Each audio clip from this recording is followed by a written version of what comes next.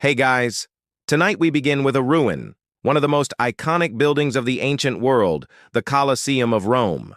So before you get comfortable, take a moment to like the video and subscribe, but only if you genuinely enjoy what I do here. And let me know in the comments where you're tuning in from and what time it is for you. It's always fascinating to see who's joining us from around the world. Now, dim the lights, maybe turn on a fan for that soft background hum, and let's ease into tonight's journey together. When the Colosseum opened in 80 CE, it wasn't the half-broken tourist magnet we see today. No, back then it was the Beyoncé of Roman architecture. Flawless, dramatic, and guaranteed to make the neighbors jealous. Officially, it was called the Flavian Amphitheater, but nobody bothered with that. Romans just pointed and said the Colosseum, partly because of the giant statue of Nero nearby, and partly because Flavian Amphitheater sounded like a bad law firm. The thing was enormous. 50,000 seats, 80 entrances, marble cladding so bright you probably needed sunglasses. It was the ultimate status symbol. An arena built to show that Rome had more concrete, more slaves, and more free time than anyone else on earth. Senators sat in the good seats, peasants squashed up top, but everyone got the same blood-splattered view. Titus, the emperor who cut the ribbon, didn't settle for a casual opening ceremony. He hosted 100 straight days of entertainment. Picture Netflix autoplay, but with more stabbing. Gladiators fought, wild animals were butchered, and in a particularly because we can moment, the Romans flooded the arena to stage naval battles. Who needs running water for the city when you can build an indoor murder lake? And they shipped animals in from everywhere. Lions from Africa, bears from the mountains, elephants, even ostriches. The Colosseum was basically Noah's Ark, if Noah had been a psychopath with a taste for dramatic irony. None of these creatures lasted long, of course, but their deaths made great halftime shows. The audience ate it up. The poor got free bread and free gore.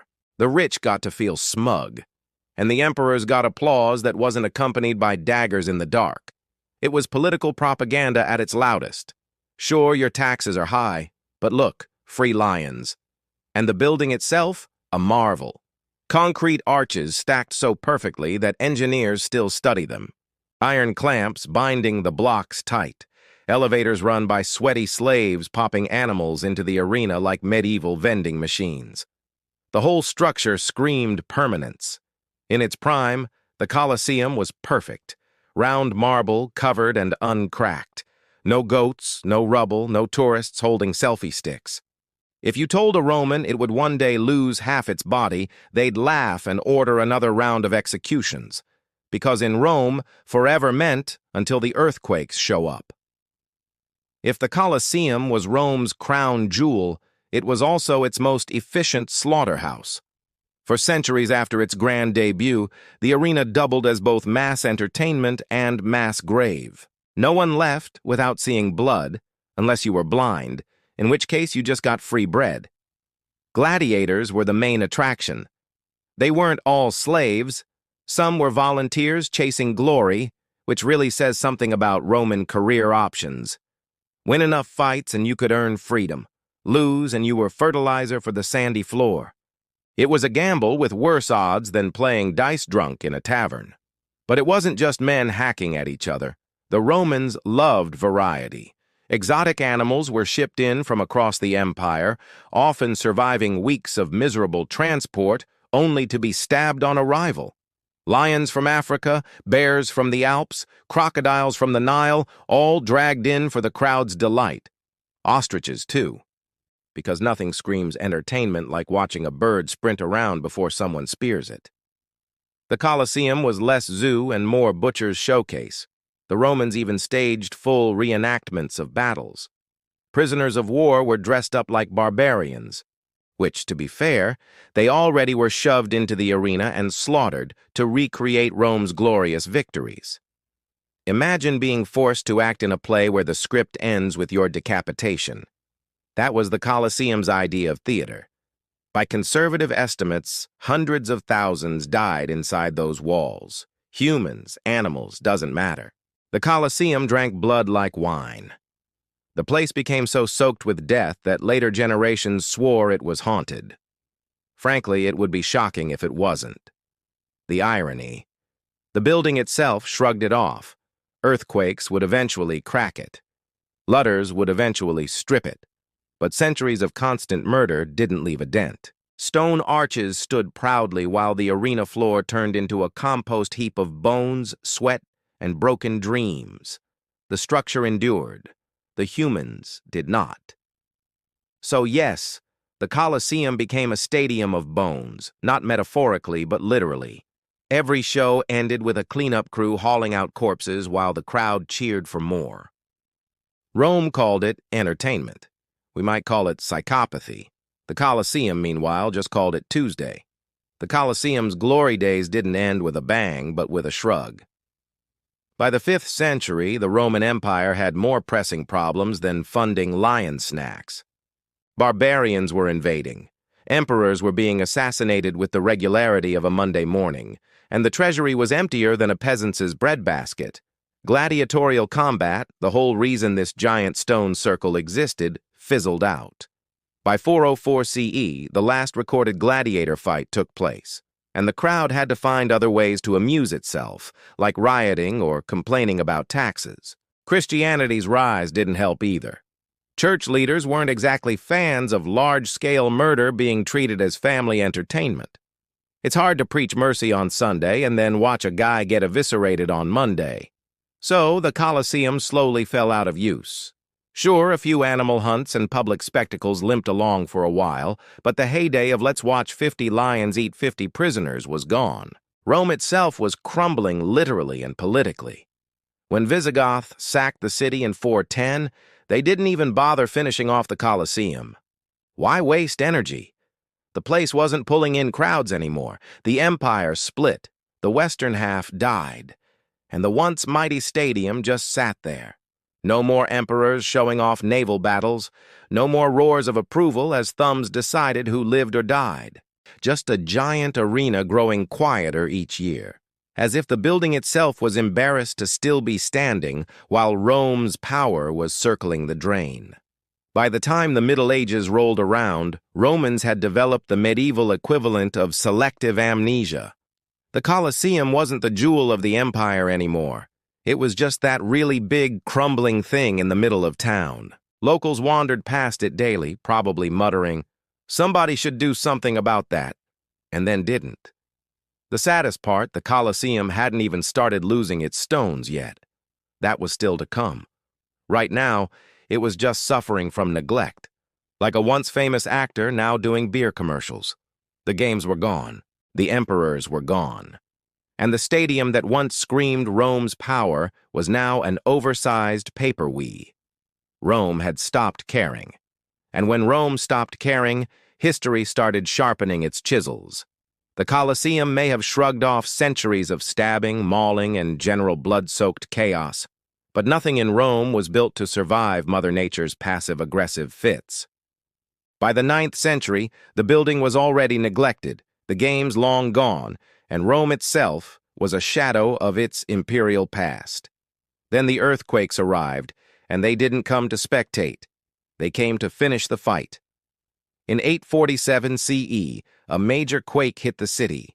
The southern side of the Colosseum, that great arc of stone and marble, took the worst of it. Massive chunks tumbled down in a cascade of rock, iron, and centuries of bad memories. What emperors, barbarians, and popes hadn't managed to destroy. The earth itself happily kicked over like a spoiled child, knocking down a sand castle. The Colosseum went from majestic ruin to, well, at least half of it is still standing. The southern side, in particular, suffered because it sat on less stable ground. Ancient Roman engineers had been geniuses, yes, but even they couldn't outsmart fault lines forever. The northern half clung on while the south collapsed in stages, leaving the building looking permanently lopsided, like history's most dramatic before and after photo. And this wasn't a one-time event. Rome got more tremors throughout the Middle Ages, each one loosening more stone, each one giving locals new excuses to cart away rubble for personal projects. Every quake turned the Colosseum into the world's biggest clearance sale. What had once been an engineering marvel became a cracked skeleton.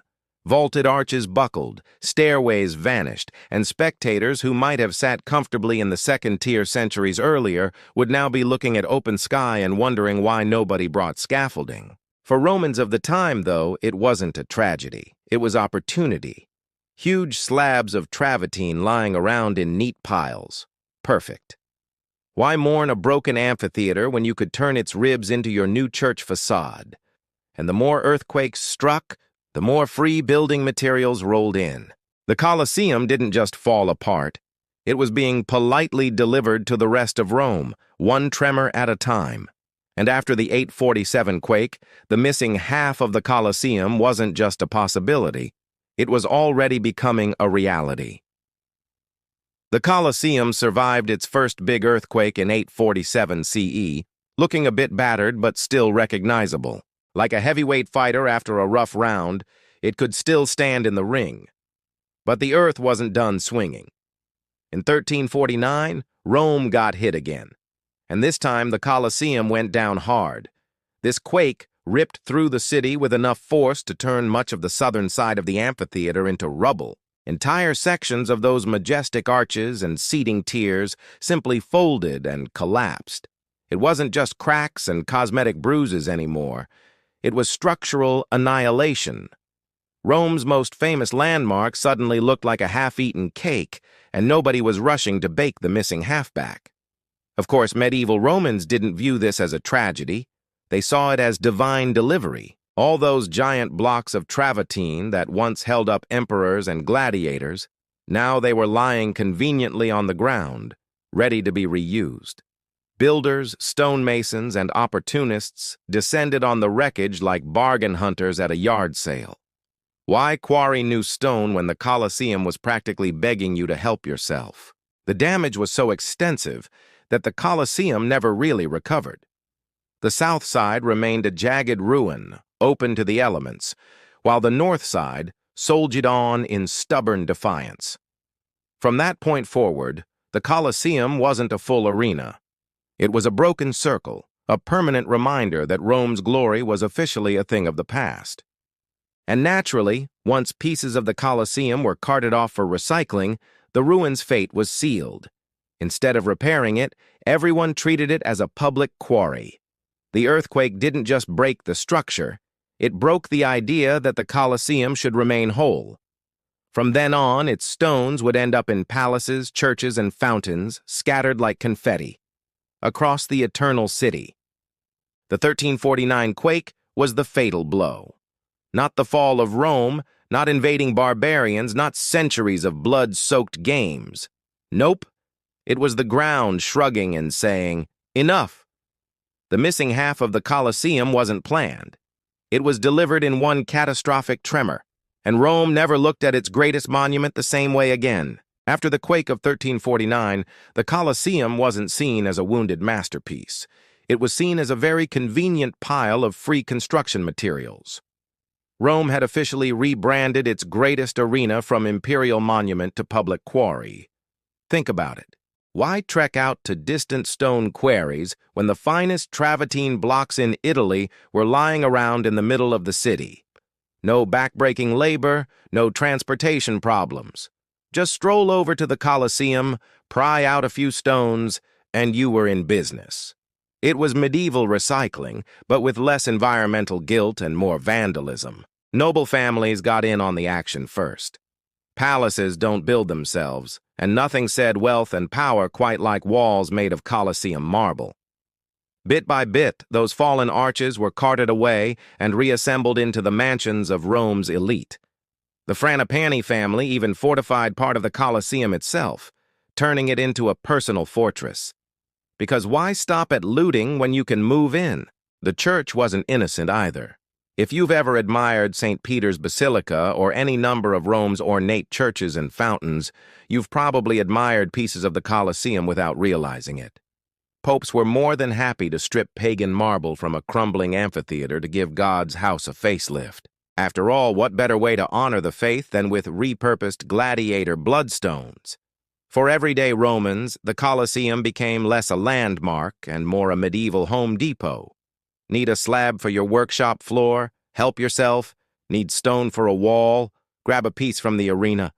The arches that once thundered with cheers now echoed with the sound of chisels hacking away at their bones. The Colosseum wasn't destroyed in one dramatic collapse. It was slowly dismantled by centuries of practicality. Earthquakes gave Rome the rubble. Romans gave themselves permission to cart it off. Piece by piece, the amphitheater bled into the city around it. By the late Middle Ages, calling it a Colosseum was generous. It was more like an open-air warehouse. The missing half didn't vanish overnight. It was repurposed, swallowed by palaces, basilicas, fountains, and houses. Rome hadn't lost its monument. It had simply rearranged it.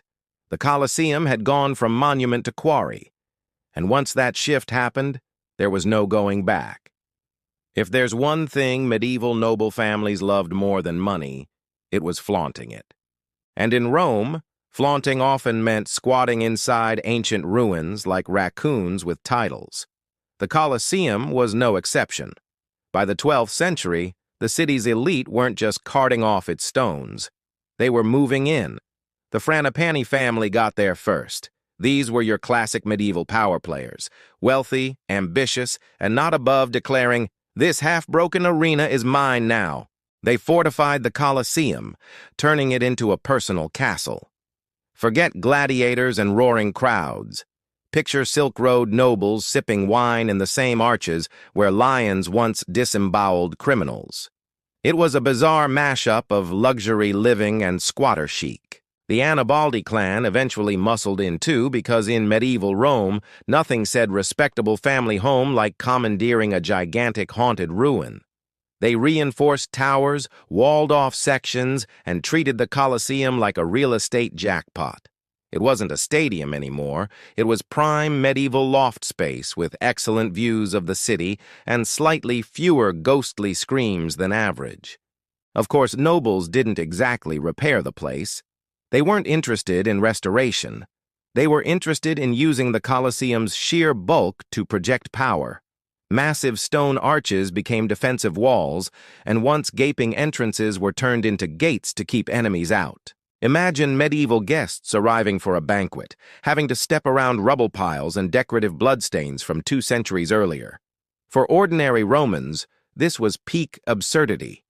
The most famous amphitheater in the empire, once Rome's pride, had been downgraded to family fortress with bonus goat pens.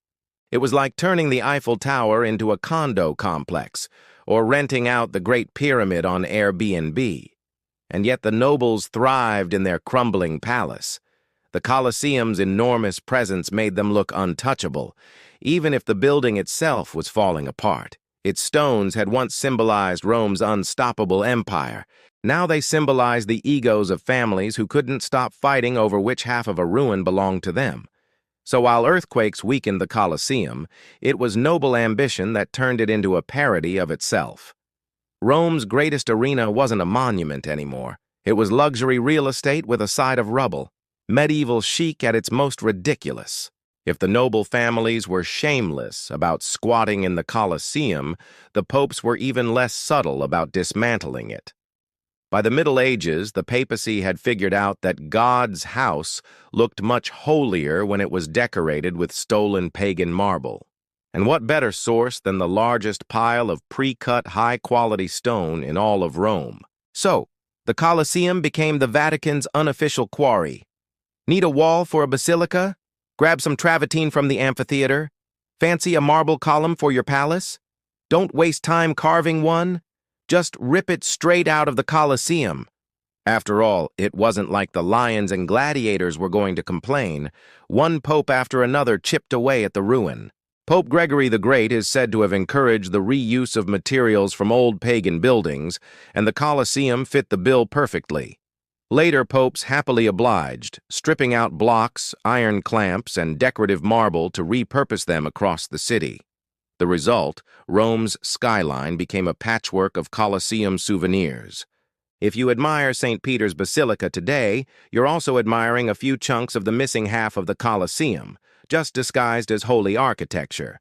And the irony here is delicious. The very building, once condemned as a site of Christian martyrdom, was now being cannibalized to glorify the Christian faith. Nothing says divine providence quite like ripping apart a murder arena to build a cathedral.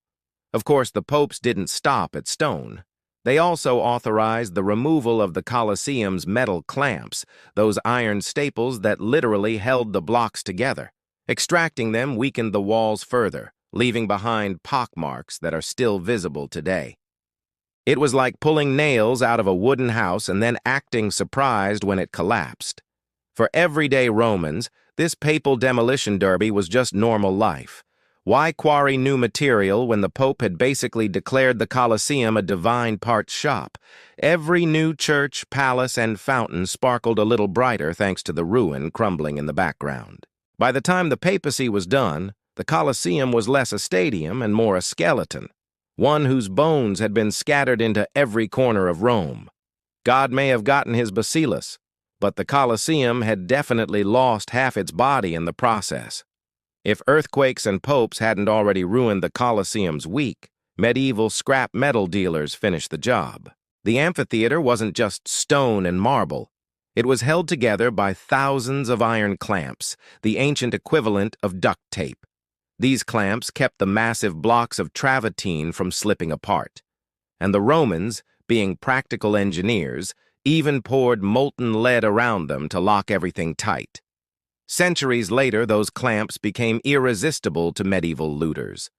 Iron was expensive, hard to come by, and vital for weapons, tools, and horseshoes. So why smelt new iron when the world's largest stockpile of ready-made metal was sitting in the middle of Rome? All you had to do was pry it out, and pry they did.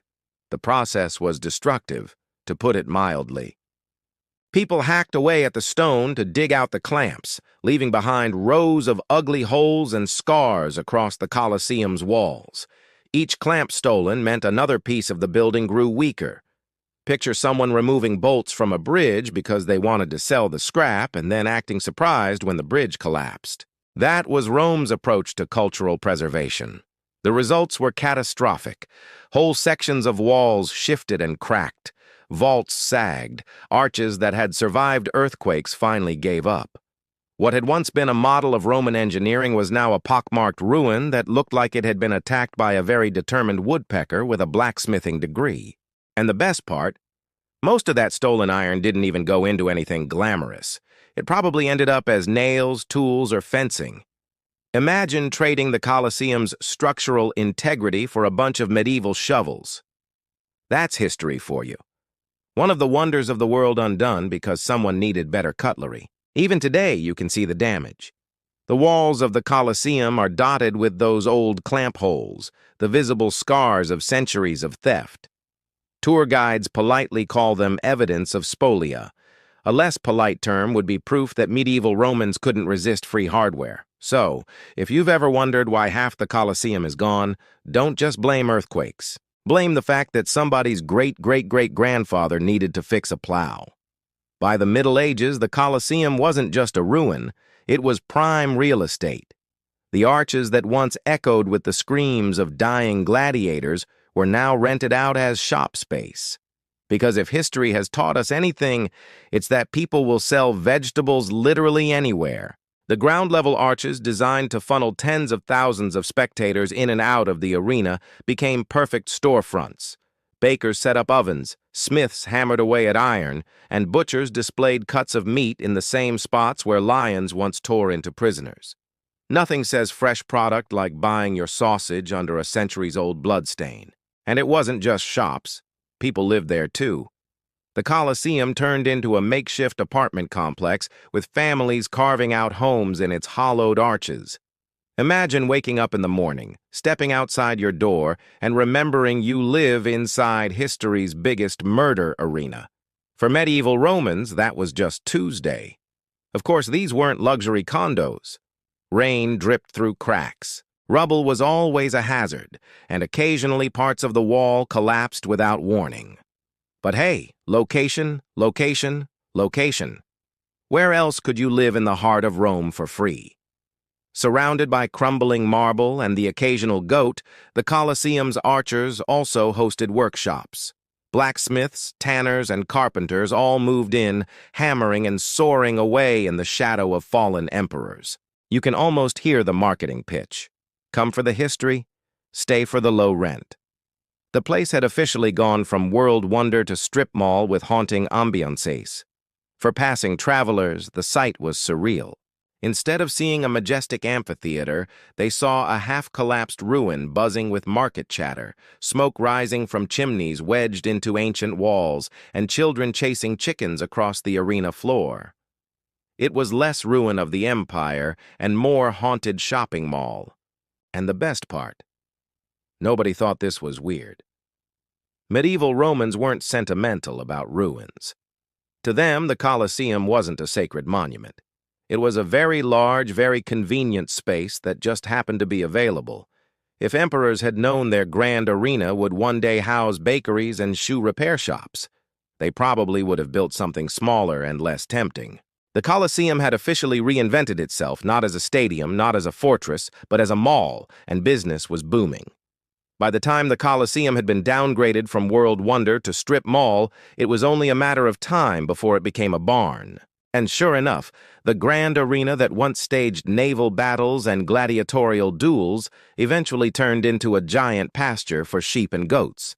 Nothing says fall of empire quite like livestock grazing on history's most iconic murder arena. Travelers in the Middle Ages often described the Colosseum not as a ruin, but as a sort of ghostly meadow with herds of animals calmly chewing grass in the same space where gladiators once fought for their lives. Imagine standing in the world's largest stadium and hearing not the roar of 50,000 spectators but the gentle bleating of goats. A little anticlimactic, yes, but probably better for public health. Goats didn't care about imperial grandeur or architectural mastery. They cared about weeds, and the Colosseum had plenty of those. Plants grew wildly in its cracks, stairways, and collapsed arches, turning the place into an overgrown buffet. Shepherds thought, why not? Free grass. And just like that, the arena of emperors became the cheapest grazing land in Rome. The irony, of course, is that medieval Romans considered this perfectly normal. To them, ruins weren't sacred or untouchable. They were practical. You needed a fortress, move into the Colosseum. You needed a quarry, dismantle it. You needed grazing land, toss in some goats. The ancient world wasn't being preserved. It was being repurposed. And goats apparently were excellent tenants. Low rent, minimal noise complaints, just the occasional pile of droppings where Caesar once sat. For foreign visitors, the sight was both shocking and hilarious. Pilgrims and scholars would arrive in Rome expecting to see the legendary amphitheater and instead find sheep wandering across the arena floor. One chronicler noted that the Colosseum looked less like a monument and more like a ruined village green. That's medieval for wow. This is embarrassing. In a way, though, the goats were the Colosseum's most loyal fans. They kept showing up century after century, long after emperors, gladiators, and nobles abandoned it. If walls could talk, the Colosseum might have said, "Out of all the crowds I've hosted, the goats are the easiest." The blood-soaked stadium had become a petting zoo. Not exactly the legacy the Flavian emperors had in mind. By the Middle Ages, the Colosseum wasn't just a ruin full of goats and workshops. It was also a place of supernatural gossip. Romans had stopped thinking of it as an arena and started treating it like a giant haunted monument. Half church, half ghost story. The logic was simple. Hundreds of thousands of people had died inside those walls. Gladiators, criminals, slaves, prisoners of war, animals. The place was basically one giant cemetery disguised as architecture. So naturally, locals whispered that the Colosseum was crawling with restless spirits. Strange noises at night.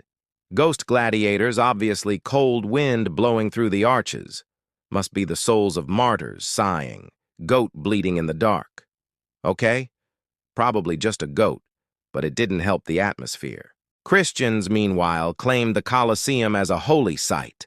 They believed it was the place where countless martyrs had been executed for refusing to worship Roman gods. Whether that was completely accurate or not didn't matter. The story stuck.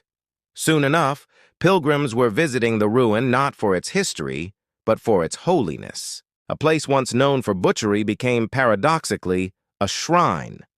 Popes leaned into this narrative because why not? Declaring the Colosseum sacred was a convenient way to discourage people from knocking it down even faster.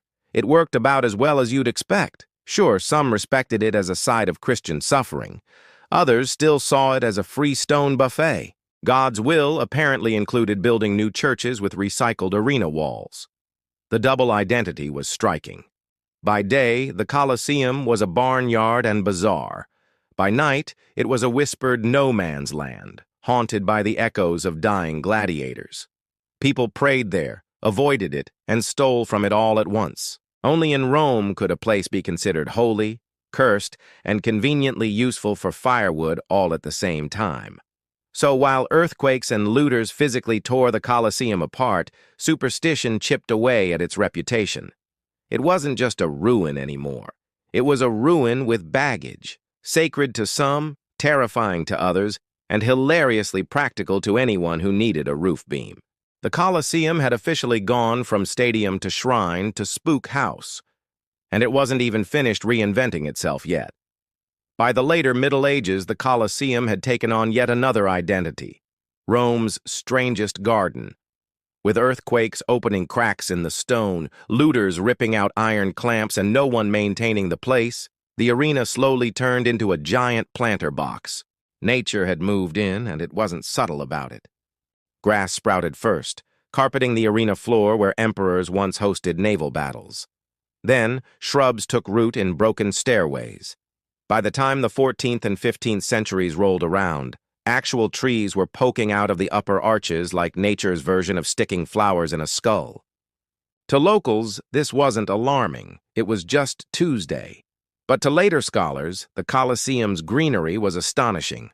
By the Renaissance, botanists cataloged hundreds of plant species growing out of the ruin, many of them exotic. Seeds had traveled in centuries earlier, hidden in the fur of lions, the bellies of exotic birds, or stuck to the sandals of gladiators.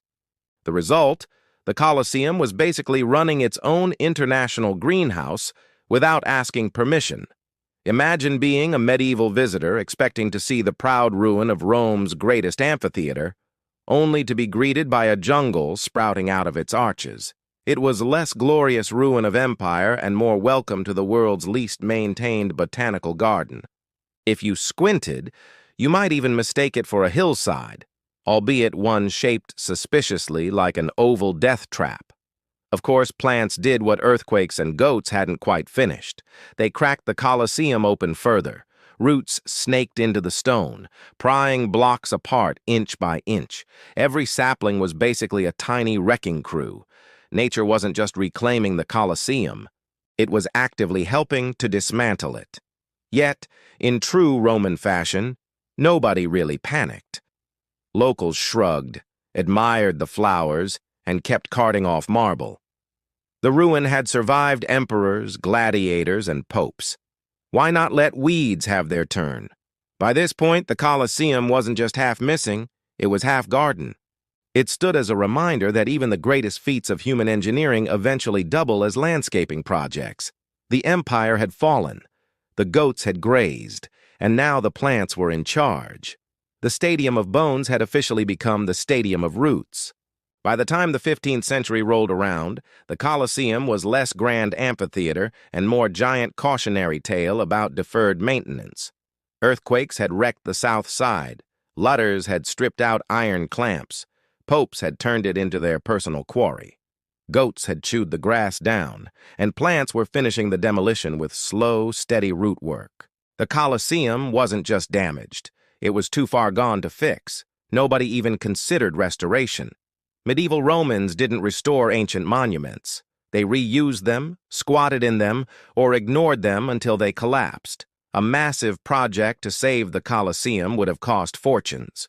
And let's be honest, nobody was spending money to protect a half-ruin when there were cathedrals to build, palaces to decorate, and wars to fight. The idea of preservation just didn't exist yet. If you wanted history to survive, you wrote it down in a dusty manuscript. Stone. That was fair game for fireproof housing material. The Colosseum, once Rome's loudest symbol of empire, became background scenery, the city's biggest piece of urban clutter.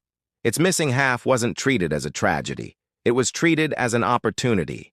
Those fallen blocks built homes, churches, even part of the Vatican. The people of Rome had no shame about living in luxury, thanks to the cannibalized corpse of their own past. Travelers and pilgrims passing through the city often described it as awe-inspiring, but not because it was intact. The sheer scale of its brokenness impressed them. Look, they basically said, if this much ruin still stands, imagine how terrifying it must have been when complete, which is a polite way of saying, wow, this wreck is huge. Meanwhile, everyday Romans just lived around it, selling bread under its arches, grazing goats in its arena, and treating one of the wonders of the ancient world like a neighborhood backdrop. Restoration wasn't on the table because, to most people, the Colosseum was already finished, not as a stadium, but as a ruin. By the late Middle Ages, it was simply too broken to save. The Colosseum had gone from centerpiece of empire to oversized quarry to city barnyard, and now it was settling comfortably into its final role, the world's most majestic pile of rubble. By the dawn of the 16th century, the Colosseum was no longer just a ruin. It was a ruin with a second life scattered all over Rome. If you've ever admired a grand church facade, a papal palace, or a fancy fountain in the Eternal City, chances are you've admired a piece of the missing Colosseum.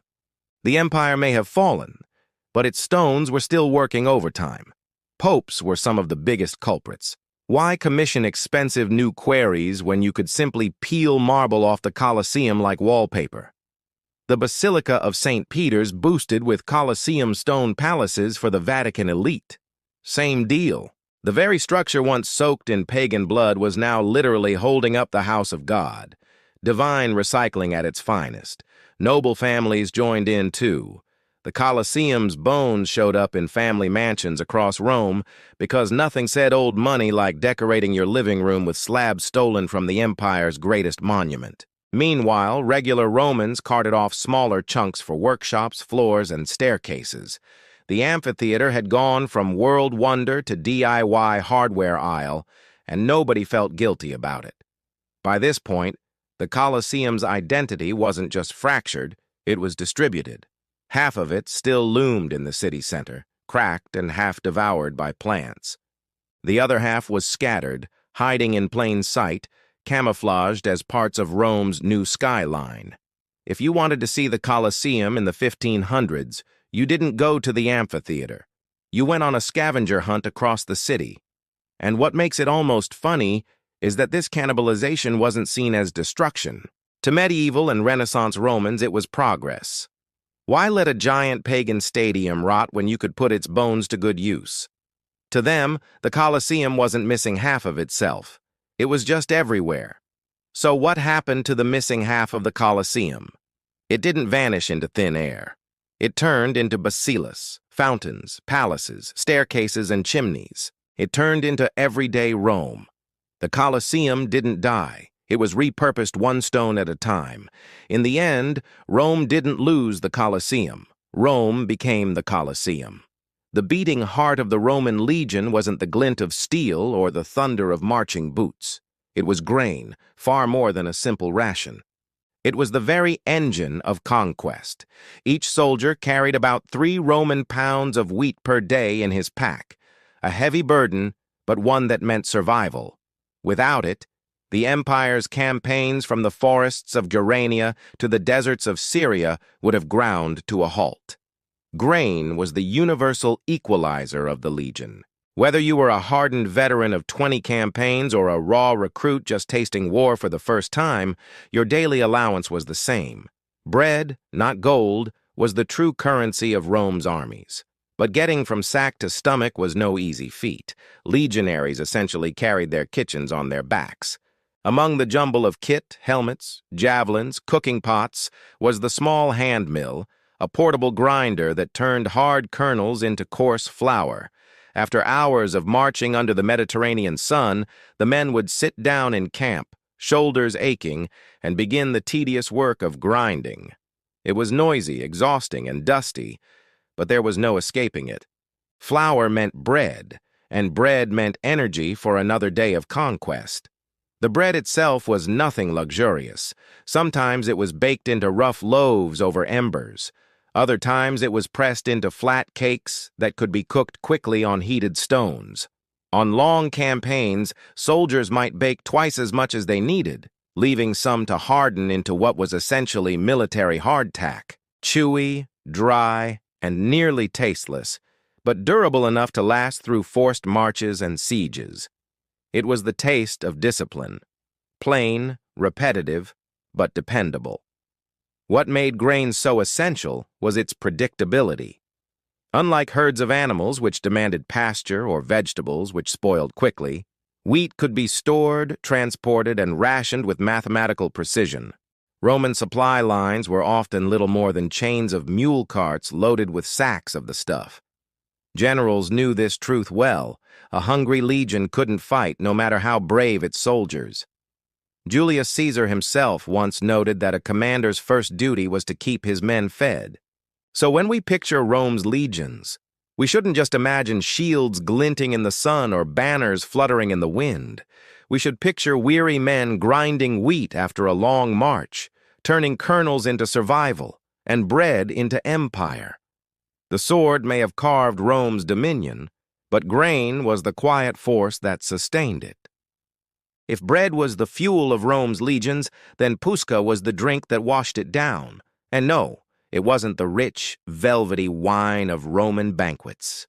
Far from it. Pusca was sour, sharp, and smelled more like vinegar than any vintage. Yet for the common soldier, it was indispensable.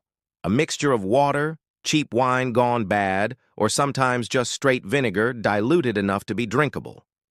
Pusca was the liquid companion of the march.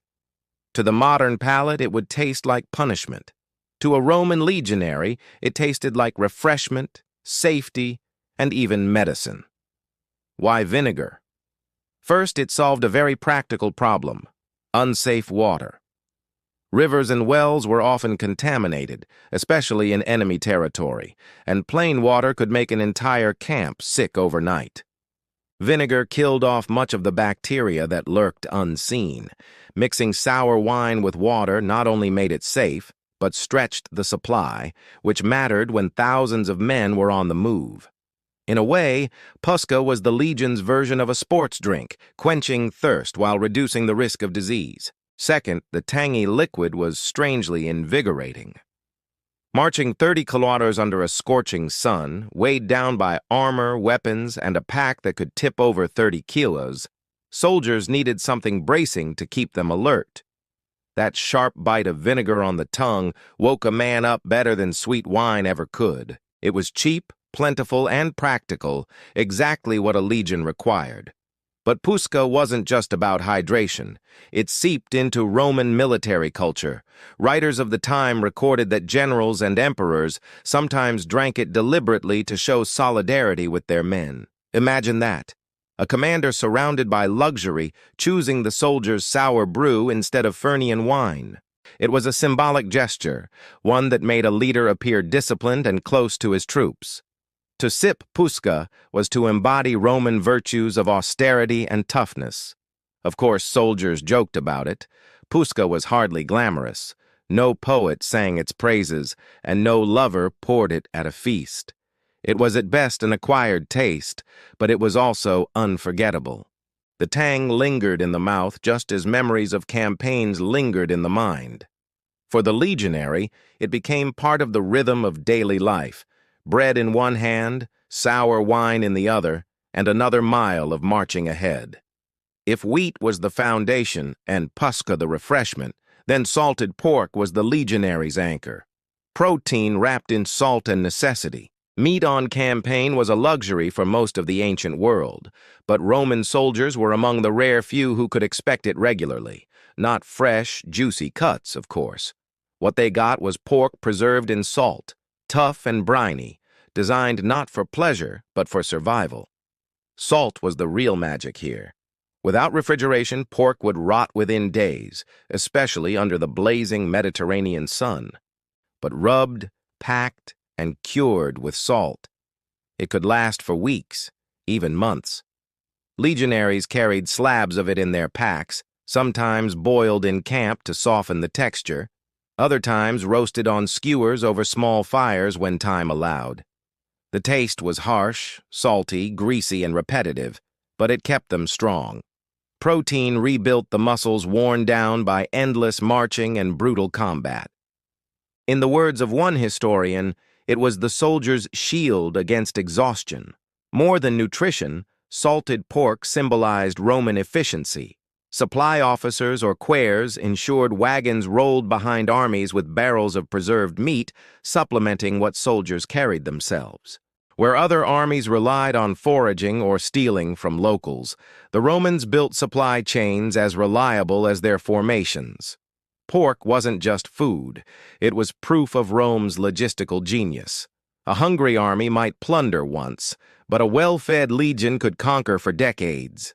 Still, salted pork wasn't universally loved. Imagine chewing on the same greasy, salty slab day after day. Soldiers sometimes joked it was harder to swallow than facing a barbarian charge. When they could, they tried to improve it, mixing it with lentils, soaking it in vinegar, or seasoning it with herbs scavenged near camp. On lucky days, they even traded portions with civilians for fresher cuts. But when nothing else was available, the pork endured as stubborn as the legionaries themselves. Interestingly, salted pork carried cultural weight too. The Roman army's reliance on it reinforced an image of soldiers as hardy, practical men. No feasting, no indulgence, just salt, meat, and duty.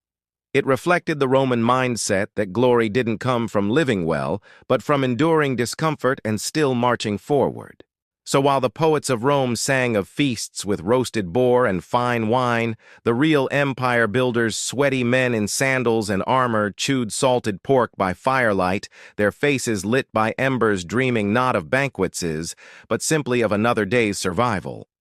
If salted pork was the legionary's heavy, briny burden, then hard cheese was his modest comfort, dense, portable, and surprisingly nutritious.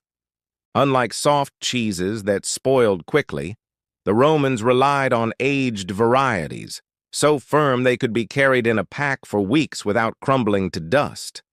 Hard cheese gave soldiers fat and protein, a vital counterbalance to the endless bread and porridge. In a world where calories meant survival, cheese was a compact miracle. Cheese held an advantage beyond nutrition, versatility. Soldiers could nibble it straight from their rations, crumble it over grain porridge, or melt it into stews to soften the harsh saltiness of pork.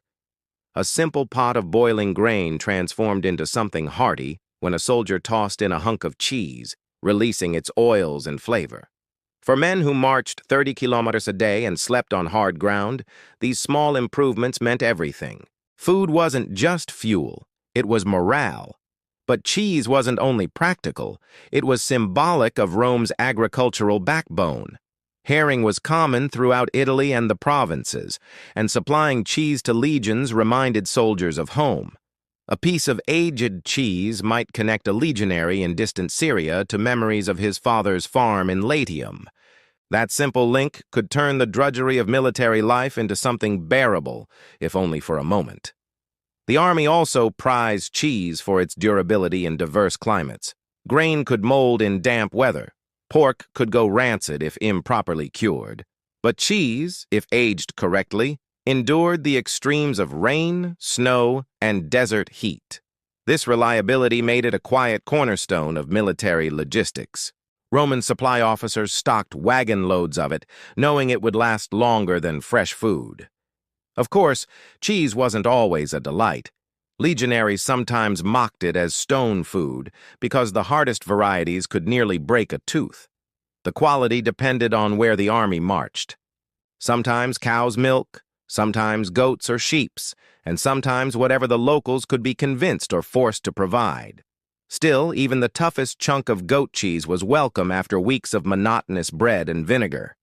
In the end, cheese may not have the heroic image of swords or shields, but it served as quiet armor against hunger.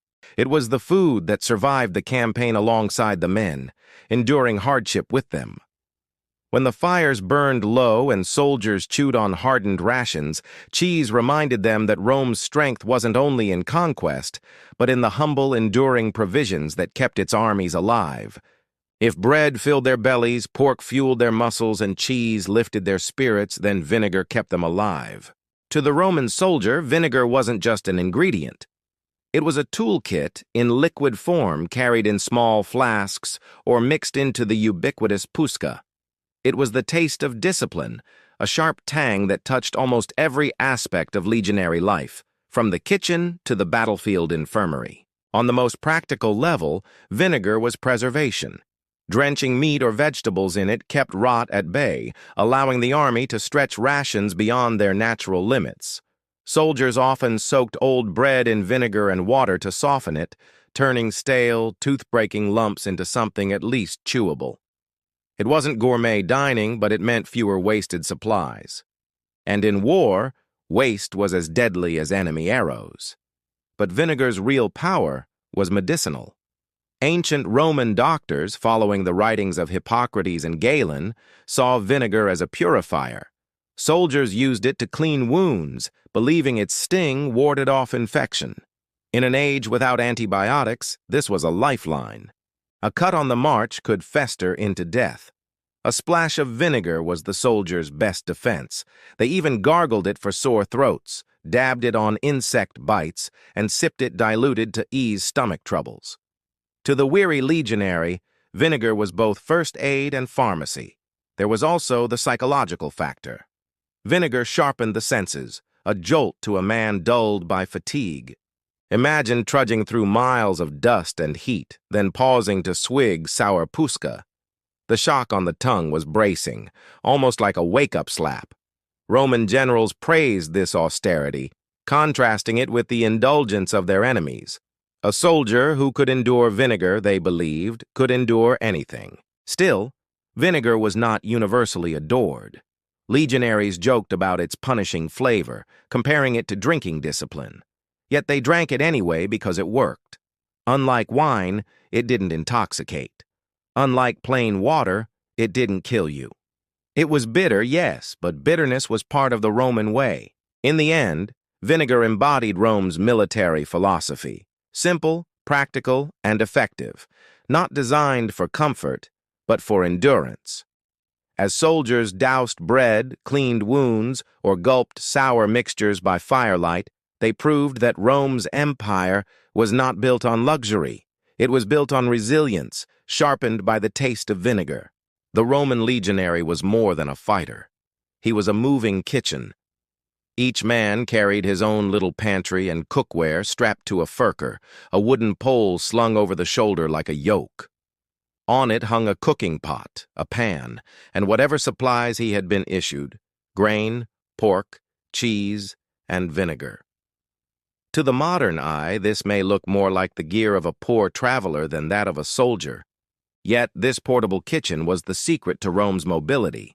Unlike many armies of the ancient world, the Romans didn't rely entirely on baggage trains or civilian camp followers to cook for them. Each soldier was expected to prepare his own meals, either alone or with the men of his company. The squad of 8 men shared a tent. At the end of a long march, once the camp walls and ditches were dug, the air filled with the clatter of pots and the smoke of hundreds of fires. Bread was baked on hot stones, pork boiled to soften its salt, and cheese melted into stews. In a matter of hours, an army of thousands became a sprawling outdoor kitchen. This system was genius for several reasons. First, it gave the legion autonomy. If the baggage train was delayed or ambushed, soldiers could still feed themselves. Second, it built camaraderie.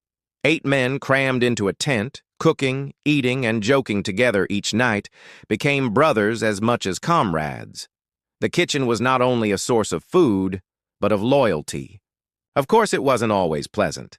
After 20 years of marching, grinding flour, and boiling pork wasn't anyone's idea of relaxation. Smoke stung eyes, bread burned, and more than one legionary probably cursed as his hard-earned meal toppled into the dirt. But discipline demanded routine, and routine bred survival.